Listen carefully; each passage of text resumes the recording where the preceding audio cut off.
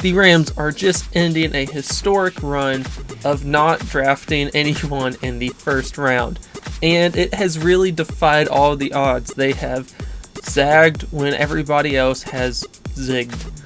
And in today's video, I'm going to break down what they've done and how it has actually worked out for them. So to start things off, their last first round pick was in 2016, in which they picked Jared Goff.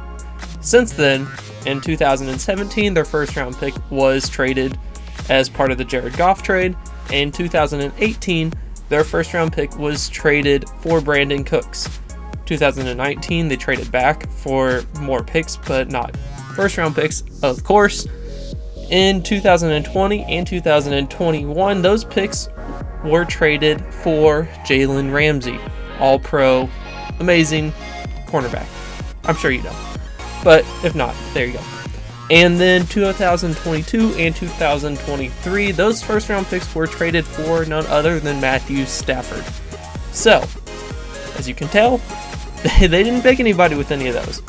But how did their team do in that time period?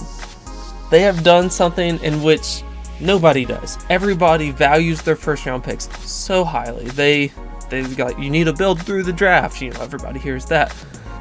But even though everyone says it, Les Snead and the Rams have decided just to do the opposite the past several years. And it has worked out very well. Highly risky, but it has worked out very well.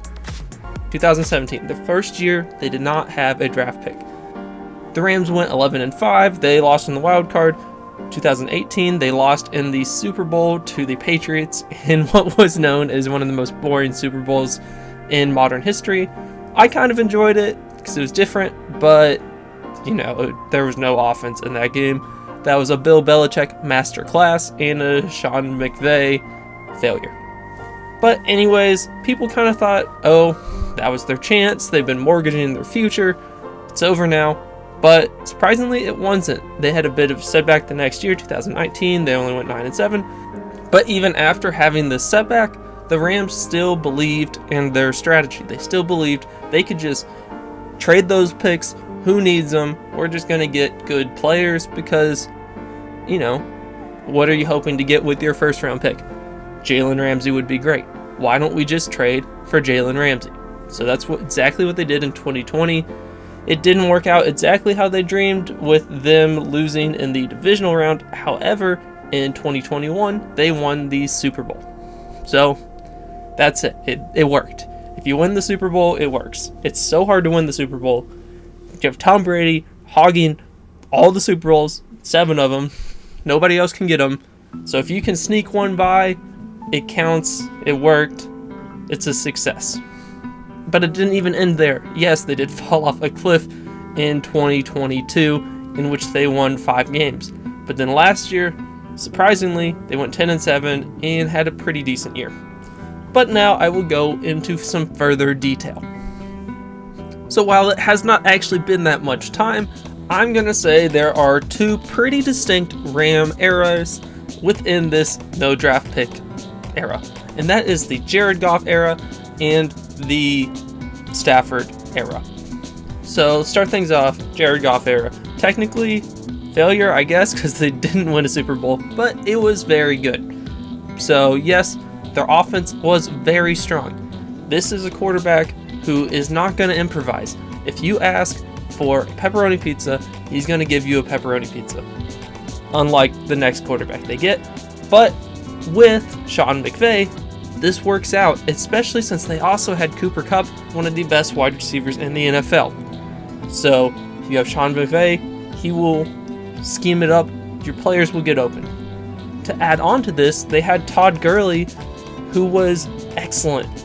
Yes, limited window. Everyone knew he wasn't going to last very long. But you had an excellent running back and excellent wide receiver. You also had Robert Woods, who was very good at the time. So you had a quarterback who can throw it to someone who's open. You had a head coach who can get players open. You had a good running back, and you had 2 wide receivers. What else do you need? And not to mention, they had Aaron Donald, one of the best players in the NFL. In this first era, the Rams offense was 1st, 2nd, and then 11th in their points per game. And a big thing in this era was Sean McVay's introduction to the NFL as an offensive head coach. So this happens a lot. For example, what happened to the Eagles recently. You come into the NFL, you introduce something new, something great. It takes over the league for a little bit, and then the NFL catches up. Unfortunately for the Rams and the Eagles a few years ago, in their head coaches really storming of the NFL, they made it to the Super Bowl, and then they were defeated by a more experienced coach with a more experienced quarterback. Honestly, they really aligned quite well. The 2018 Rams and the 2022 Eagles. In both cases, they turned out, they were the best team in the NFL. I don't care if they lost the Super Bowl, they were both the best team in the NFL. And then the next year, the NFL adjusted and they kind of fell off. If you made it this far in the video, please consider liking and subscribing, but back to the video. So, the Rams gave it one more chance, 2020. They even traded for Jalen Ramsey. This was a huge trade, honestly a bit of a controversial trade. He can't keep getting away with it! He won't. Who trades 2 first-round picks for a defensive player that you're going to have to pay a boatload of money? And it was super risky. Now, yes, I know, how can it be risky when you know the player is an all-pro? But you'd only trade 2 first-round picks for, a quarterback. That's most of the time when you trade 2 first-round picks, that's what you get. And this was just quite simply different. It was a big risk, and they followed it up the next year with a bigger risk. Because the Rams decided, hey, I've already mortgaged my house. I'm already put all my money, I already put it all on black. So the Rams figured, why don't we do this? I don't know, maybe take out some payday loans, do something like that. Put that on black as well, just completely mortgage the future and go all in 2021. Let's trade Jared Goff, our quarterback who brought us to the Super Bowl, but, quite simply, he just is limited to what is given to him, which is good enough. You see him with the Lions, it's good enough. But if Sean McVay lines up a play, he's like, you're going to throw it to Cooper Kupp when he's right here on the field. Jared Goff is going to throw it to him right there on the field. He's not going to improvise. The Rams decided, hey, I want someone who's bold, who will improvise. So the Rams traded 2 more first-round picks for Matthew Stafford and more. It wasn't just 2 first-round picks, it was more than that. As well as Jared Goff. So the Rams had traded their first-round picks from 2020, 2021, 2022, and 2023 for Matthew Stafford and Jalen Ramsey. And it wasn't just that. They also traded a 2nd and a 3rd-round pick for Von Miller, excellent defensive player. So really, 2021, their team was absolutely loaded. If they don't win the Super Bowl this year, they're just not going to. And luckily enough for them, they did. It was a nail-biter against the Bengals. It's a close one, but they pulled it out. They won the Super Bowl. However, going forward, kind of seems like the team is shot. You have traded so many first-round picks, so many second-round picks. You've spent so much money. You traded a young quarterback for an old quarterback. In 2022, what happened is exactly what we would have expected. You mortgage the future, you get all of the money right now, but then you're left with nothing. They went 5-12. But then 2023 happened. Kind of, a miracle, it seems like. When everyone thought they would be a terrible team once again, they somehow brought it back and were in the playoffs. And that is because they drafted extremely well. Mainly Kyren Williams and Puka Nacua. Now, I'm sure you all know about them from fantasy football, of course. And they shocked the league in fantasy football. But these are late round draft picks that have just shown a bright future for this team. Now, I'm not saying they're Super Bowl favorites. Of course, Vegas doesn't think that at all. But they are the second most likely team to win the NFC West. They are still a respectable team. And if you would have asked me 4 years ago, are the Rams going to be good in 2024? I would have told you, I have no clue. I can't predict 2024. But if they haven't had a first-round draft pick in 7 years, probably not. But from what we can tell now, they'll probably be pretty decent.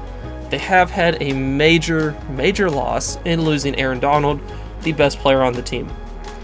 But their offense can score points. They still have the great quarterback. They still have the great coach.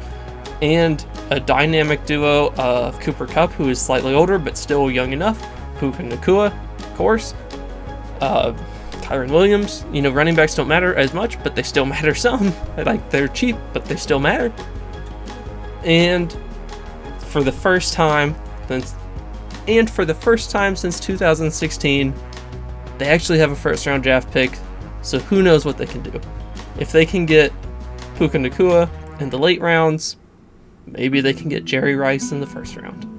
But anyways, I just thought that was a fun kind of breakdown.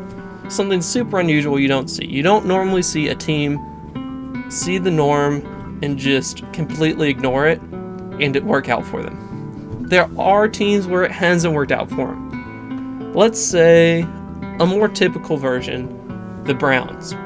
They spent a lot of money, a lot of draft picks for Deshaun Watson, and then he didn't show up. The team was there, he wasn't. Another example, the Broncos spent a lot of trade picks for Russell Wilson. This time the team wasn't really there, but also Russell Wilson wasn't there either. So this shows you can mortgage your future and fail. But you can also mortgage your future and win the Super Bowl. So if you're a GM who wants to completely risk his job, I don't know, maybe trade your draft picks for 7 years. But anyways, I hope you liked the video. Please like, subscribe, and comment down below. Bye.